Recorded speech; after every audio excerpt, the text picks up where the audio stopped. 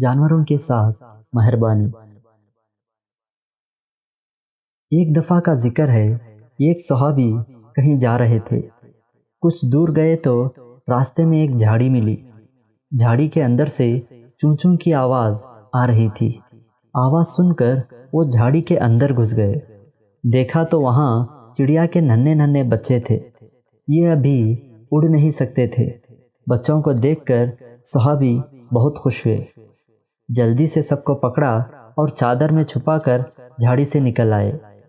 ابھی جھاڑی سے باہر نکلے ہی تھے کہ چڑیا بچوں کے لیے چارہ لے کر آ گئی۔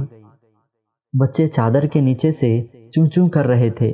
چڑیا سمجھ گئی کہ یہی شخص میرے بچوں کو لیے جا رہا ہے۔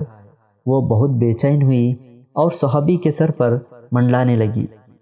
صحابی نے چڑیا کے چلانے کی پرواہ نہ کی اور بچوں کو چادر میں چھپائے پیارے نبی صلی اللہ علیہ وسلم کی خدمت میں حاضر ہوئے۔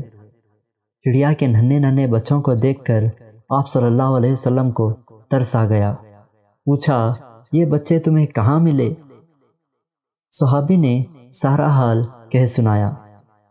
پیارے نبی صلی اللہ علیہ وسلم تو بڑے رحم دل تھے۔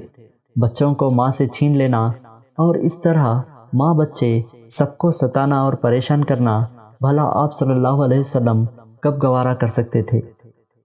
فرمایا، جاؤ ان بچوں کو وہیں چھوڑ آؤ۔ صحابی گئے اور بچوں کو جھاڑی میں چھوڑ آئے۔